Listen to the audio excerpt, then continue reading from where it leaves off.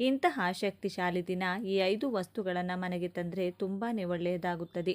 ಅಥವಾ 5 ವಸ್ತುಗಳು ತಗೊಂಡು ಬರೋದಕ್ಕೆ ಆಗಿಲ್ಲ ಅಂದರೆ ಅದರಲ್ಲಿ 1 ಅಥವಾ 2 ವಸ್ತುಗಳನ್ನು ಕೂಡ ತಗೊಂಡು ಬರಬಹುದು. ತುಂಬಾ ಕಡಿಮೆ ರೇಟ್ ಇದೆ, ಹಾಗಾಗಿ 5 ವಸ್ತುಗಳನ್ನು ತಗೊಂಡು ಬನ್ನಿ. ಯಾಕೆಂದರೆ ನಾವು ಈ ರೀತಿಯಾಗಿ ಈ 5 ವಸ್ತುಗಳನ್ನು ತಂದು ನಾವು ಪೂಜೆಯ ರೂಮ್ನಲ್ಲಿಟ್ಟು ಪೂಜೆ ಮಾಡಿದ ನಂತರ ಒಂದೊಂದು ಸ್ಥಳದಲ್ಲಿ ಒಂದೊಂದು ವಸ್ತುವನ್ನು ಇಡೋದ್ರಿಂದ ಖಂಡಿತ ವರ್ಷ ಪೂರ್ತಿ ನಿಮಗೆ ಹಣದ ಸಮಸ್ಯೆ ಬರಲ್ಲ. ಇನ್ನು ಮನೆಯಲ್ಲಿ ಸುಖ, ಶಾಂತಿ, ನೆಮ್ಮದಿ ಅನ್ನೋದು ದೊರೆಯುತ್ತದೆ. ನೀವು ಕೈ ಹಾಕಿದ ಕೆಲಸದಲ್ಲೆಲ್ಲ ಜಯ ಅನ್ನೋದು ಸಿಗ್ತಾ ಹೋಗುತ್ತದೆ. ಹಾಗಾಗಿ ಈ 5 ವಸ್ತುಗಳು ಯಾವುವು ಎಂದು ನೋಡೋಣ ಬನ್ನಿ. ಅದಕ್ಕೂ ಮುಂಚೆ ನೀವಿನ್ನು ಚಾನಲ್ಗೆ ಸಬ್ಸ್ಕ್ರೈಬ್ ಆಗಿಲ್ಲ ಅಂದರೆ ಈಗಲೇ ಸಬ್ಸ್ಕ್ರೈಬ್ ಆಗಿ, ಹಾಗೆ ವಿಡಿಯೋಗೆ ಲೈಕ್ ಮಾಡಿ, ವಿಡಿಯೋ ಸ್ಕಿಪ್ ಮಾಡದೆ ಕೊನೆ ತನಕ ನೋಡಿ. ಎಲ್ಲರೂ ಭಕ್ತಿಯಿಂದ ಓಂ ಶ್ರೀ ಮಹಾಲಕ್ಷ್ಮಿ ನಮಃ ಅಂತ ಕಮೆಂಟ್ ಮಾಡಿ. ಸ್ನೇಹಿತರೆ, ಮೊದಲನೆಯ ವಸ್ತು ಉಪ್ಪು. ನಾವು ಅಡುಗೆ ಮಾತ್ರವಲ್ಲದೆ ವಾಸ್ತುಶಾಸ್ತ್ರದಲ್ಲೂ ಕೂಡ ಉಪ್ಪು ಬಹಳ ಮುಖ್ಯ. ಇದು ನಕಾರಾತ್ಮಕ ಶಕ್ತಿಯನ್ನು ಹೀರಿಕೊಳ್ಳುತ್ತದೆ ಮತ್ತು ಧನಾತ್ಮಕ ಶಕ್ತಿಯನ್ನು ಹೆಚ್ಚಿಸುತ್ತದೆ ಅಂತಾನೆ ಹೇಳ್ಬೋದು. ಹಾಗಾಗಿ ಉಪ್ಪಿಗಿಂತ ರುಚಿ ಇಲ್ಲ, ತಾಯಿಗಿಂತ ಬಂಧು ಇಲ್ಲ ಅಂತ ಗಾದೆ ಮಾತು ಕೂಡ ಕೇಳಿದ್ರಿ. ಉಪ್ಪು ಇಲ್ಲದೆ ಯಾವ ಅಡುಗೆಯೂ ಕೂಡ ರುಚಿ ಇರುವುದಿಲ್ಲ. ಹಾಗಾಗಿ ಉಪ್ಪು ಕೇವಲ ಅಡುಗೆ ಮಾತ್ರವಲ್ಲದೆ ವಾಸ್ತುದೋಷಕ್ಕಾಗಲಿ ಅಥವಾ ಸೌಂದರ್ಯಕ್ಕೂ ಕೂಡ ನಾವು ಉಪ್ಪನ್ನು ಬಳಸ್ತೀವಿ. ಉಪ್ಪನ್ನು ಲಕ್ಷ್ಮೀ ದೇವಿಗೆ ಹೋಲಿಕೆ ಮಾಡ್ತಾರೆ. ಹಾಗಾಗಿ ಈ ದಿನ ನೀವು 1 kg ಆಗುವಷ್ಟು ಅರಳುಪ್ಪನ್ನು ತಗೊಂಡು ಬಂದು ನೀವು ಗ್ಲಾಸ್ ಬಾಕ್ಸ್ ಆಗಲಿ ಅಥವಾ ಪಿಂಗಾಣಿ ಡಬ್ಬಿಯಲ್ಲಿ ಉಪ್ಪನ್ನು ಹಾಕಬೇಕಾಗುತ್ತದೆ. ಯಾವುದೇ ಕಾರಣಕ್ಕೂ ನೀವು ಪ್ಲಾಸ್ಟಿಕ್ ಡಬ್ಬಿಯಲ್ಲಿ ಆಗಲಿ ಅಥವಾ ಸ್ಟೀಲ್ ಡಬ್ಬಿಯಲ್ಲಿ ಉಪ್ಪನ್ನು ಯೂಸ್ ಮಾಡಬಾರದು. ಉಪ್ಪನ್ನು ಆ ಡಬ್ಬಿಗಳಲ್ಲಿ ಹಾಕಬಾರ್ದು. ಈ ರೀತಿಯಾಗಿ ನೀವೇನಾದರೂ ಪ್ಲಾಸ್ಟಿಕ್ ಡಬ್ಬಿಯಲ್ಲಿ ಅಥವಾ ಸ್ಟೀಲ್ ಡಬ್ಬಿಯಲ್ಲಿ ಉಪ್ಪು ಹಾಕಿದರೆ ಮನೆಯಲ್ಲಿ ಮನಃಶಾಂತಿ ಇರುವುದಿಲ್ಲ. ಮನೆಯಲ್ಲಿ ತುಂಬಾ ಕಿರಿಕಿರಿ ಆಗ್ತಾ ಇರುತ್ತದೆ. ಇನ್ನು ಮನೆಯಲ್ಲಿ ಜಗಳಗಳು ಜಾಸ್ತಿ ಆಗ್ತಾ ಇರುತ್ತದೆ. ಇನ್ನು ದರಿದ್ರನೆ ಅನ್ನೋದು ಹೆಚ್ಚಾಗ್ತಾನೆ ಇರುತ್ತದೆ. ಅದಕ್ಕೋಸ್ಕರ ಯಾವುದೇ ಕಾರಣಕ್ಕೂ ನಾವು ಪ್ಲಾಸ್ಟಿಕ್ ಸ್ಟೀಲ್ ಡಬ್ಬಿಯ ಉಪ್ಪನ್ನು ಹಾಕಬಾರ್ದು. ನೀವು ಪಿಂಗಾಣಿ ಅಥವಾ ಗ್ಲಾಸ್ ಬಾಕ್ಸಲ್ಲೇ ಉಪ್ಪನ್ನು ಹಾಕಬೇಕಾಗುತ್ತೆ. ಈ ರೀತಿಯಾಗಿ ನೀವು 1 kg ಉಪ್ಪನ್ನು ತಗೊಂಡು ಬಂದು ಈ ದಿನ ಬೆಳಿಗ್ಗೆ ಆದರೂ ಪರವಾಗಿಲ್ಲ ಅಥವಾ ಸಾಯಂಕಾಲ ಆದರೂ ಪರವಾಗಿಲ್ಲ, ನೀವು ಈ ರೀತಿಯಾಗಿ ಉಪ್ಪನ್ನು ತರೋದ್ರಿಂದ ಮನೆಯಲ್ಲಿ ಲಕ್ಷ್ಮಿ ಶಾಶ್ವತವಾಗಿ ನೆಲೆಯೂರುತ್ತಾಳೆ ಅಂತಾನೆ ಹೇಳ್ಬೋದು. ಇನ್ನು ಎರಡನೆಯ ವಸ್ತು ಯಾವುದು ಅಂದರೆ ಕವಡೆ.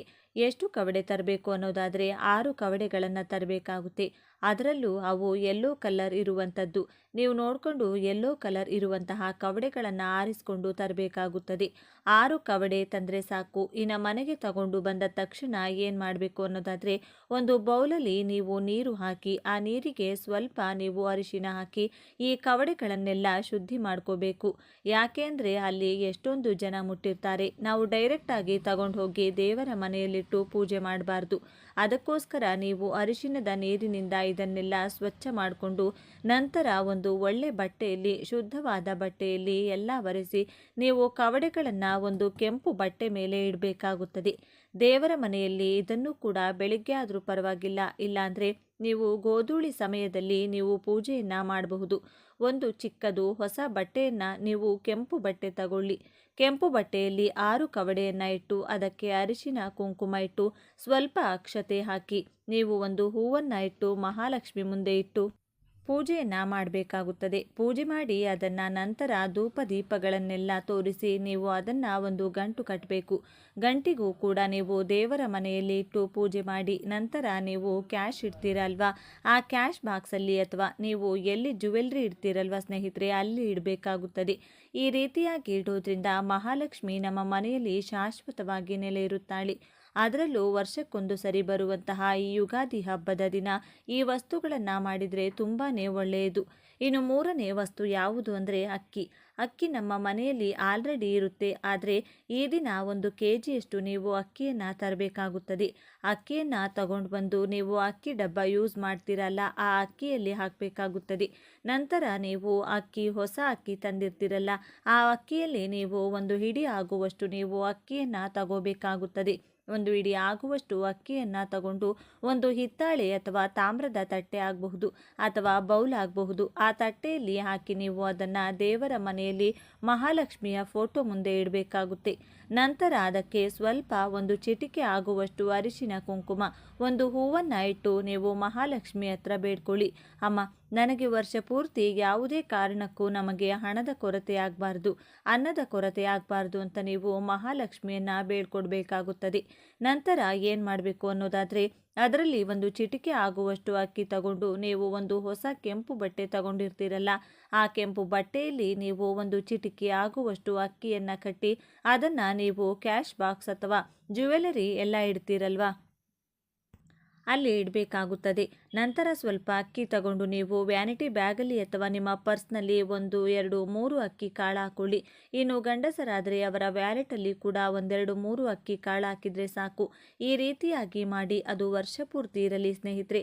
ಅದು ಏನೂ ಆಗಲ್ಲ, ಅಕ್ಕಿ ಅಲ್ವಾ, ಏನೂ ಹಾಳಾಗಲ್ಲ. ಹಾಗಾಗಿ ನೀವು ಅದನ್ನು ನೆಕ್ಸ್ಟ್ ಇಯರ್ ಒಳಗಡೆ ನೀವು ಅದನ್ನು ತಗೊಂಡು ಹೋಗಿ ಯಾರೂ ತುಳಿಯದೇ ಇರುವಂತಹ ಜಾಗದಲ್ಲಿ ಹಾಕಬೇಕಾಗುತ್ತದೆ.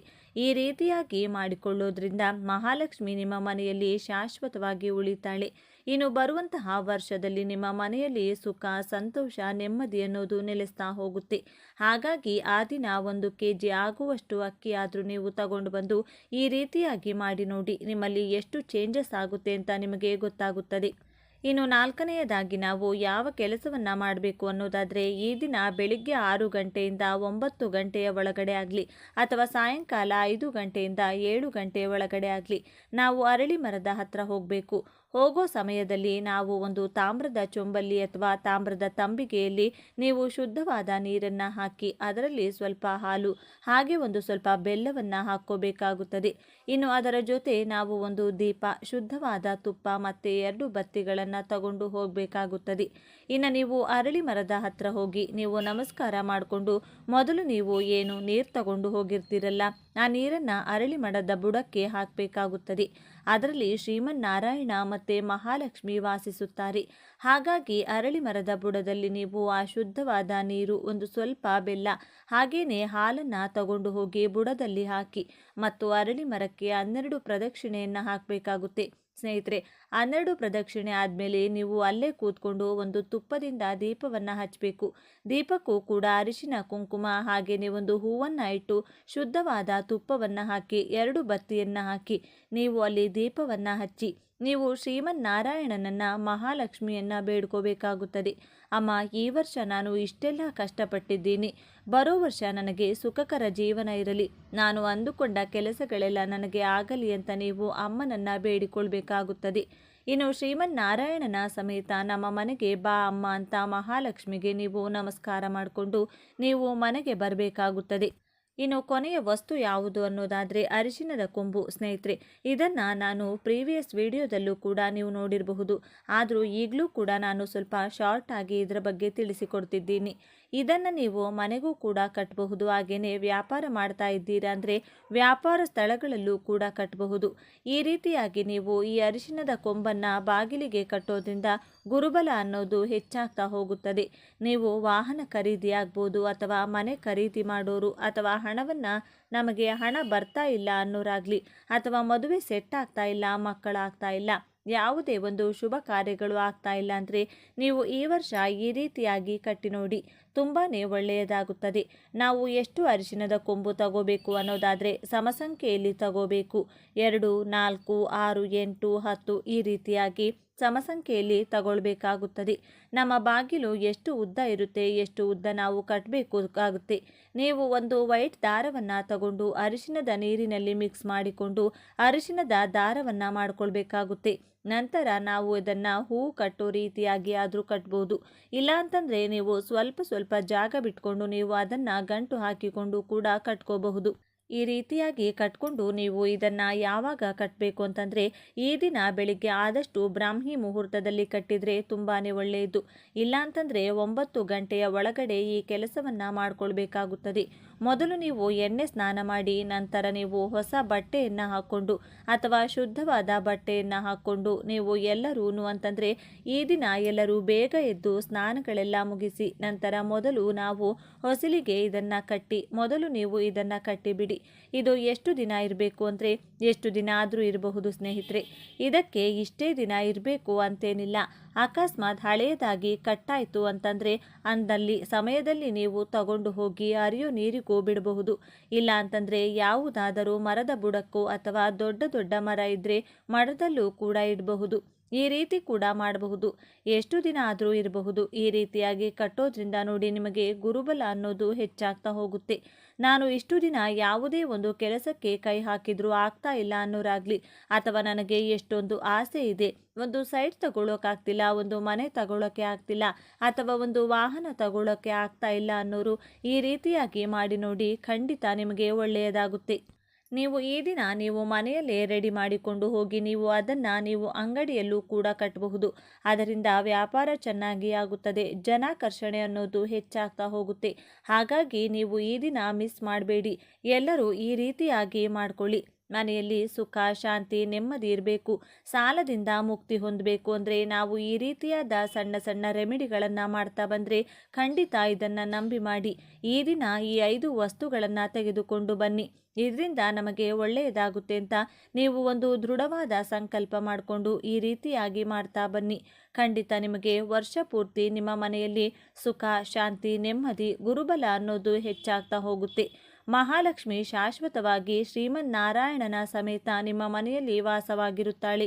ಹಾಗೆ ನೀವು ಏನು ಬೇಡಿಕೊಳ್ಳುತ್ತೀರೋ ಅದು ಅತಿ ಶೀಘ್ರದಲ್ಲಿ ಆಗುತ್ತೆ ಅಂತ ಹೇಳ್ತಾ ಈ ಮಾಹಿತಿ ಇಷ್ಟ ಆಗಿದ್ರೆ ಲೈಕ್ ಮಾಡಿ, ಶೇರ್ ಮಾಡಿ, ನಮ್ಮ ಚಾನಲ್ಗೆ ಸಬ್ಸ್ಕ್ರೈಬ್ ಆಗಲು ಮರಿಬೇಡಿ. ಎಲ್ಲರೂ ಭಕ್ತಿಯಿಂದ ಓಂ ಶ್ರೀ ಮಹಾಲಕ್ಷ್ಮಿ ನಮಃ ಅಂತ ಕಮೆಂಟ್ ಮಾಡಿ. ಕೇವಲ ಒಂದೇ ಒಂದು ನಿಂಬೆ ಹಣ್ಣಿನಿಂದ ಯಾರಿಗೂ ತಿಳಿಯದ ಹಾಗೆ ರಹಸ್ಯವಾಗಿ ಹೀಗೆ ಮಾಡಿದರೆ ಸಾಕು, ನಿಮ್ಮ ಜೀವನದಲ್ಲಿರುವ ಎಲ್ಲ ರೀತಿಯ ಸಮಸ್ಯೆಗಳಿಂದ ನೀವು ಸುಲಭವಾಗಿ ಹೊರಬರಬಹುದು. ಹೌದು, ಈ ನಿಂಬೆ ಹಣ್ಣಿನ ಪರಿಹಾರ ಅಷ್ಟೊಂದು ಶಕ್ತಿಶಾಲಿಯಾಗಿದೆ. ಒಂದು ರಹಸ್ಯ ತಾಂತ್ರಿಕ ಪರಿಹಾರ. ನಿಂಬೆ ಹಣ್ಣಿನಿಂದ ಈ ರೀತಿ ಮಾಡೋದ್ರಿಂದ ನಿಮಗಿರುವ ಸಾಲದ ಬಾಧೆ, ಆರ್ಥಿಕ ಸಮಸ್ಯೆಗಳು ಹಾಗೂ ಮುಖ್ಯವಾಗಿ ಶತ್ರುಗಳ ಕಾಟ, ಹೀಗೆ ನಿಮ್ಮನ್ನು ಕಾಡುತ್ತಿರುವ ಪ್ರತಿಯೊಂದು ಸಮಸ್ಯೆಯಿಂದಲೂ ಕೇವಲ 2 ನಿಮಿಷಗಳಲ್ಲಿ ಮುಕ್ತಿ ಪಡೆಯಬಹುದು. ಅಷ್ಟೊಂದು ಪವರ್ಫುಲ್ ಆಗಿರುವ ರಹಸ್ಯ ತಾಂತ್ರಿಕ ಪರಿಹಾರ ಇದಾಗಿದೆ. ಹಾಗೆ ಈ ವಿಡಿಯೋ ನೋಡುವ ಮುನ್ನ ಕಮೆಂಟ್ ಸೆಕ್ಷನ್ನಲ್ಲಿ ಜೈ ಭಜರಂಗ ಬಲಿ ಅಂತ ಕಮೆಂಟ್ ಮಾಡಿ. ಹಾಗೆ ವಿಡಿಯೋಗೆ ಒಂದು ಲೈಕ್ ಮಾಡಿ, ನಮ್ಮ ಚಾನೆಲ್ನ ಸಬ್ಸ್ಕ್ರೈಬ್ ಮಾಡ್ಕೊಳ್ಳಿ. ಇಲ್ಲಿ ನಾವು ತಾಂತ್ರಿಕ ಪರಿಹಾರ ಅಂತ ಯಾಕೆ ಹೇಳ್ತಾ ಇದ್ದೀವಿ ಅಂದರೆ, ತಾಂತ್ರಿಕ ಪರಿಹಾರ ಅಂದಮೇಲೆ ನಾವು ಯಾವ ಕೆಲಸಕ್ಕಾಗಿ ಅಥವಾ ಯಾವ ಉದ್ದೇಶಕ್ಕಾಗಿ ಈ ಪರಿಹಾರವನ್ನು ಮಾಡ್ತೀವೋ ಆ ಕೆಲಸ ಖಂಡಿತವಾಗಿಯೂ ನಡೆದೇ ತೀರುತ್ತದೆ. ಅಂದರೆ ಪರಿಹಾರ ಮಾಡಿದ ಮೇಲೆ ಕೆಲಸ ಆಗುತ್ತೋ ಇಲ್ವೋ ಅಂತ ನಾವು ಯೋಚನೆ ಮಾಡಬೇಕಾದ ಅಗತ್ಯ ಇರುವುದಿಲ್ಲ. ತಕ್ಷಣವೇ ಫಲಿತಾಂಶ ಕೊಡುವ ಇಂತಹ ಪರಿಹಾರಗಳನ್ನೇ ತಾಂತ್ರಿಕ ಪರಿಹಾರಗಳು ಅನ್ನುತ್ತಾರೆ. ಇವು ತುಂಬ ಪವರ್ಫುಲ್ ಆಗಿರುತ್ತವೆ. ಇನ್ನು ಇದನ್ನು ರಹಸ್ಯವಾಗಿ ಮಾಡಬೇಕು ಅಂತ ಯಾಕೆ ಹೇಳ್ತಾ ಇದ್ದೀವಿ ಅಂದರೆ, ಈ ಪರಿಹಾರದ ಬಗ್ಗೆ ನೀವು ಯಾರಿಗೂ ಹೇಳಬಾರದು. ಬೇರೆಯವರಿಗೆ ವಿಷಯ ತಿಳಿಸಿ ಮಾಡಿದರೆ ನಿಮಗೆ ಯಾವುದೇ ರೀತಿಯ ಪ್ರಯೋಜನ ಸಿಗುವುದಿಲ್ಲ. ಇದನ್ನು ಚೆನ್ನಾಗಿ ನೆನಪಿಟ್ಟುಕೊಳ್ಳಿ. ನಿಂಬೆಹಣ್ಣು ಎಷ್ಟು ಶಕ್ತಿಶಾಲಿಯಾದದ್ದು ಎಂಬುದು ನಿಮ್ಮೆಲ್ಲರಿಗೂ ಗೊತ್ತಿರುವ ವಿಷಯವೇ. ಮನುಷ್ಯನ ಹಣೆ ಬರಹವನ್ನೇ ಬದಲಾಯಿಸುವ ಶಕ್ತಿ ಒಂದೇ ಒಂದು ಲಿಂಬೆಹಣ್ಣಿಗೆ ಇರುತ್ತದೆ. ಆದರೆ ಈ ಪರಿಹಾರಕ್ಕೆ ನಮಗೆ ಮುಖ್ಯವಾಗಿ ಬೇಕಾಗಿರುವುದು ಚೆನ್ನಾಗಿ ಹಸಿರಾಗಿರುವ ಒಂದು ಲಿಂಬೆಹಣ್ಣು ಮತ್ತು ಒಂದು ಕಬ್ಬಿಣದ ಮೊಳೆ. ಕೆಲವೊಮ್ಮೆ ನಮ್ಮ ಯಾವುದೇ ತಪ್ಪಿಲ್ಲದಿದ್ದರೂ ನಮಗೆ ಶತ್ರುಗಳ ಕಾಟ ತುಂಬ ಜಾಸ್ತಿ ಇರುತ್ತದೆ. ಶತ್ರುಗಳು ಅಂದರೆ ಕೇವಲ ಹೊರಗಿನವರು ಮಾತ್ರ ಅಂದುಕೊಳ್ಬೇಡಿ. ನಮ್ಮ ಸ್ವಂತ ಮನೆಯಲ್ಲಿರಲಿ, ನಮ್ಮವರು ಅಂದುಕೊಳ್ಳುವ ಸಂಬಂಧಿಕರಲ್ಲಿ ಹಾಗೂ ರಕ್ತ ಸಂಬಂಧಿಗಳಲ್ಲಿಯೇ ನಮಗೆ ಶತ್ರುಗಳು ಹುಟ್ಟಿಕೊಳ್ತಾರೆ. ನಾವು ಎಷ್ಟೇ ಕಷ್ಟಪಟ್ಟರೂ ನಮ್ಮ ಬೆಳವಣಿಗೆಯನ್ನು ಅವರಿಗೆ ಸಹಿಸಲು ಆಗುವುದಿಲ್ಲ. ನಾವು ಎಷ್ಟೇ ಸಂಕಷ್ಟದಲ್ಲಿದ್ದರೂ ಅವರಿಗೆ ನಾವು ತುಂಬ ವೈಭೋಗದಿಂದ ಸುಖವಾಗಿದ್ದೀವಿ ಅನ್ನೋ ಥರನೇ ಕಾಣಿಸ್ತಾ ಇರುತ್ತೆ. ಮುಖದ ಮುಂದೆ ಒಂಥರ, ಬೆನ್ನ ಹಿಂದೆ ಇನ್ನೊಂದು ಥರ ವರ್ತಿಸುತ್ತಾರೆ. ನಮ್ಮ ಎದುರಿಗೆ ಒಂದು ಮಾತನಾಡಿದರೆ ನಾವು ಹಿಂದೆ ತಿರುಗಿದ ತಕ್ಷಣ ಇನ್ನೊಂದು ಥರ ಮಾತನಾಡ್ತಾರೆ. ಮುಖ್ಯವಾಗಿ ಒಡ ಹುಟ್ಟಿದವರು ಅಥವಾ ನಮ್ಮ ಹತ್ತಿರದ ಸಂಬಂಧಿಕರಲ್ಲಿ ಇಂತಹ ಶತ್ರುಗಳು ಹೆಚ್ಚಾಗಿರುತ್ತಾರೆ. ಹೊರಗಿನವರಿಂದ ಬರುವ ತೊಂದರೆ ತುಂಬ ಕಡಿಮೆ. ಕೆಲವರಿಗೆ ಹೊರಗಿನವರಿಂದಲೂ ಇಂತಹ ಸಮಸ್ಯೆ ಬರಬಹುದು. ನಾವು ಎಲ್ಲರ ಜೊತೆ ನಯ ವಿನಯದಿಂದ ಒಳ್ಳೆಯವರಾಗಿ ಇರುತ್ತೇವೆ. ಆದರೆ ಅವರ ಬುದ್ಧಿ ಮಾತ್ರ ನಮ್ಮ ಬಗ್ಗೆ ಕೆಟ್ಟದಾಗಿಯೇ ಯೋಚನೆ ಮಾಡ್ತಾ ಇರುತ್ತದೆ. ಇಂತಹ ಶತ್ರುಗಳ ಕಾಟದಿಂದ ಹೊರಬರಲು ಮತ್ತು ಹಣಕಾಸಿನ ಸಮಸ್ಯೆ ಹಾಗೂ ಸಾಲದ ಬಾಧೆಯಿಂದ ಬಳಲುತ್ತಿರುವವರಿಗೆ ಈ ಪರಿಹಾರ ಅದ್ಭುತವಾಗಿ ಕೆಲಸ ಮಾಡುತ್ತದೆ. ಇವತ್ತಿನ ದಿನಗಳಲ್ಲಿ ಕನಿಷ್ಠ ಪಕ್ಷ ತಮ್ಮ ಚಿಕ್ಕ ಪುಟ್ಟ ಅಗತ್ಯಗಳನ್ನು ಕೂಡ ತೀರಿಸಿಕೊಳ್ಳಲು ಸಾಧ್ಯವಾಗದೆ ಬರುವ ಸಂಪಾದನೆಯೆಲ್ಲ ಸಾಲಕ್ಕೆ ಸರಿಯಾಗಿ ತುಂಬ ಕಷ್ಟಪಡುವವರು ಎಷ್ಟೋ ಜನ ಇದ್ದಾರೆ. ಈ ಸಾಲದ ಸಮಸ್ಯೆ ತೀರಿದ್ರೆ ಸಾಕು ಸ್ವಾಮಿ ಅಂದುಕೊಳ್ಳುವವರು ತುಂಬ ಜನ ಇದ್ದಾರೆ. ಇಂತಹ ಎಲ್ಲ ಸಮಸ್ಯೆಗಳಿಂದ ನಿಮ್ಮನ್ನು ಪಾರು ಮಾಡಲು ಈ ಹಸಿರು ಲಿಂಬೆಹಣ್ಣು ತುಂಬ ಚೆನ್ನಾಗಿ ಕೆಲಸ ಮಾಡುತ್ತದೆ. ಏಕೆಂದರೆ ಈ ಹಸಿರು ಬಣ್ಣದ ಲಿಂಬೆಹಣ್ಣಿಗೆ ಅತೀಂದ್ರಿಯ ಶಕ್ತಿಗಳು ತುಂಬ ಜಾಸ್ತಿ ಇರುತ್ತವೆ. ಸಾಮಾನ್ಯವಾಗಿ ನಾವು ಪೂಜೆ ಪುರಸ್ಕಾರಗಳಿಗೆ ಹಳದಿ ಬಣ್ಣದ ಲಿಂಬೆಹಣ್ಣನ್ನು ಬಳಸುತ್ತೇವೆ. ಅದು ನಮಗೆ ಒಳ್ಳೆಯದಾಗಲಿ ಶುಭವಾಗಲಿ ಎಂದು ಬಳಸುವಂಥದ್ದು. ಆದರೆ ಇಲ್ಲಿ ನಾವು ಮಾಡುತ್ತಿರುವುದು ನಮ್ಮ ಮೇಲಿರುವ ಕೆಟ್ಟ ದೃಷ್ಟಿ ಮತ್ತು ಶತ್ರುತ್ವವನ್ನು ಓಡಿಸಲು, ಹಾಗಾಗಿ ಕೆಟ್ಟದ್ದನ್ನು ದೂರ ತಳ್ಳಲು ಈ ಹಸಿರು ಲಿಂಬೆಹಣ್ಣನ್ನು ಬಳಸುತ್ತಿದ್ದೇವೆ. ಹಳದಿ ಹಣ್ಣಿಗಿಂತಲೂ ಹಸಿರು ಲಿಂಬೆಹಣ್ಣಿಗೆ ತುಂಬ ಶಕ್ತಿ ಇರುತ್ತದೆ. ಅಂದರೆ ಇನ್ನು ಕಾಯಿ ತರಹ ಇರುವ ಎಳೆ ಲಿಂಬೆ ಹಣ್ಣನ್ನು ತೆಗೆದುಕೊಳ್ಳಿ. ಹಣ್ಣಾದರೆ ಅದರ ಪವರ್ ಸ್ವಲ್ಪ ಕಡಿಮೆಯಾಗುತ್ತದೆ. ಅದೇ ಹಸಿರಾಗಿದ್ದಾಗ ಅದಕ್ಕಿರುವ ಶಕ್ತಿ ಹಳದಿ ಹಣ್ಣಿಗಿಂತ ದುಪ್ಪಟ್ಟಾಗಿರುತ್ತದೆ. ಅದಕ್ಕಾಗಿಯೇ ಇದು ನರದೃಷ್ಟಿ, ಶತ್ರುಗಳ ಬಾಧೆ, ಸಾಲದ ಸಮಸ್ಯೆ ಹಾಗೂ ಮಾನಸಿಕ ಖಿನ್ನತೆಯನ್ನು ದೂರ ಮಾಡಲು ಅದ್ಭುತವಾಗಿ ಕೆಲಸ ಮಾಡುತ್ತದೆ. ಕೆಲವೊಮ್ಮೆ ನಾವು ಒಬ್ಬರನ್ನು ತುಂಬ ನಂಬಿ ನಮ್ಮ ಮನಸ್ಸಿನ ಮಾತುಗಳನ್ನು ಹೇಳಿಕೊಂಡಿರುತ್ತೇವೆ. ಆದರೆ ಅದೇ ನಂಬಿಕೆಗೆ ದ್ರೋಹ ಉಂಟಾಗುತ್ತದೆ. ನಾವು ಯಾರನ್ನು ನಮ್ಮವರು ಅಂದುಕೊಳ್ತೇವೋ ಅವರೇ ನಮಗೆ ಶತ್ರುಗಳಾಗುತ್ತಾರೆ. ಇಂದಿನ ದಿನಗಳಲ್ಲಿ ಯಾರನ್ನ ನಂಬಬೇಕು, ಯಾರನ್ನ ನಂಬಬಾರದು ಎಂಬುದೇ ಅರ್ಥವಾಗುತ್ತಿಲ್ಲ.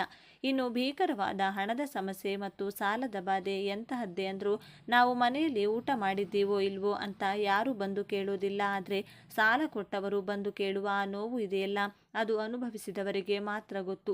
ಸಾಲ ಇಲ್ಲದೆ ನೆಮ್ಮದಿಯಾಗಿದ್ದರೆ ಸಾಕು ಎನ್ನುವಷ್ಟರ ಮಟ್ಟಿಗೆ ಜೀವನ ನಮಗೆ ಪಾಠ ಕಲಿಸಿರುತ್ತದೆ.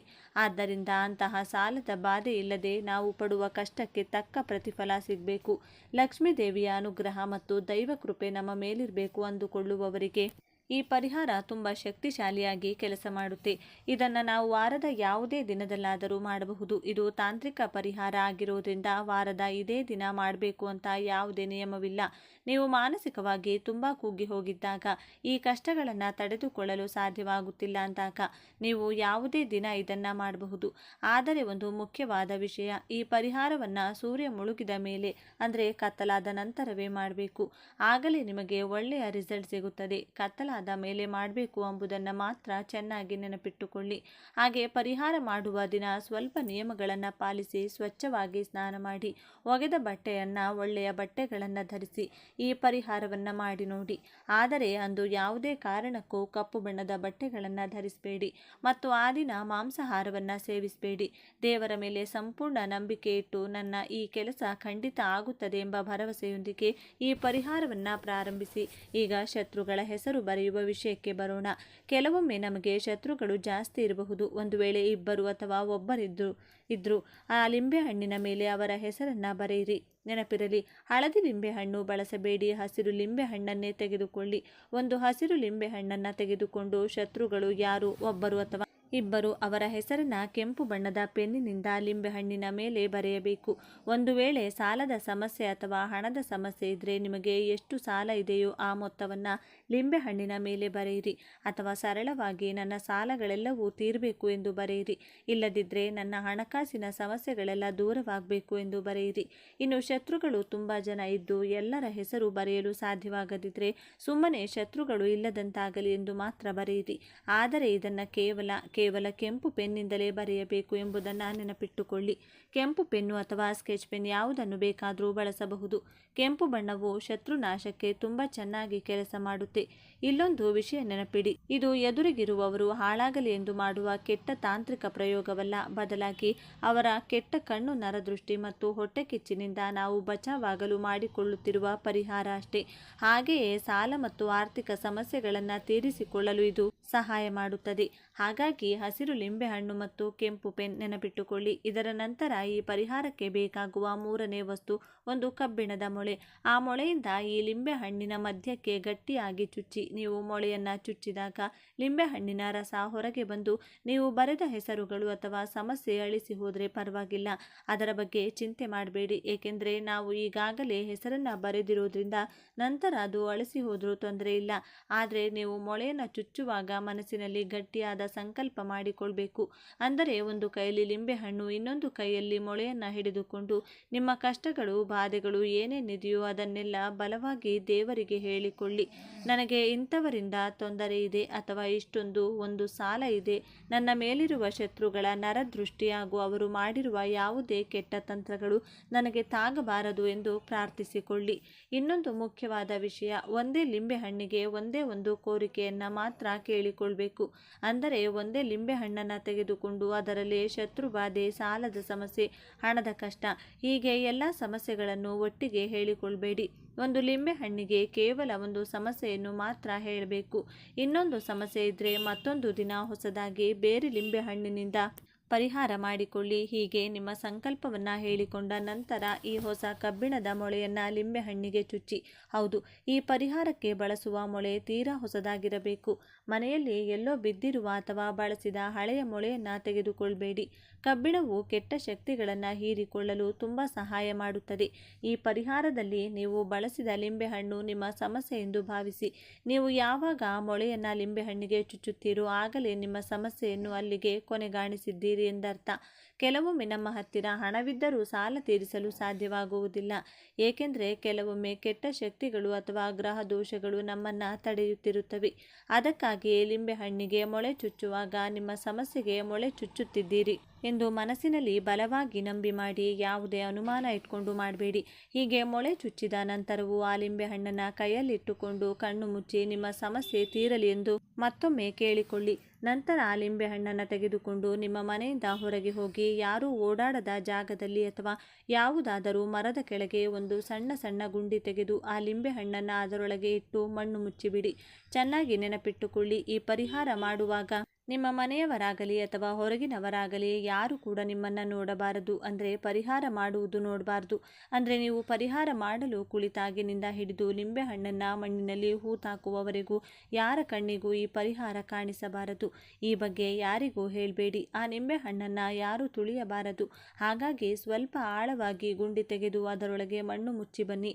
ಯಾರೂ ಓಡಾಡದ ನಿರ್ಜನ ಪ್ರದೇಶದಲ್ಲಿ ಇದನ್ನು ಹೂತಾಕುವುದು ತುಂಬ ಒಳ್ಳೆಯದು. ಈ ಪರಿಹಾರವನ್ನು ಮುಗಿಸಿದ ನಂತರ ದಾರಿಯಲ್ಲಿ ಯಾರೊಂದಿಗೂ ಮಾತನಾಡದೆ ನೇರವಾಗಿ ಮನೆಗೆ ಹಿಂದಿರುಗಿ ಬನ್ನಿ.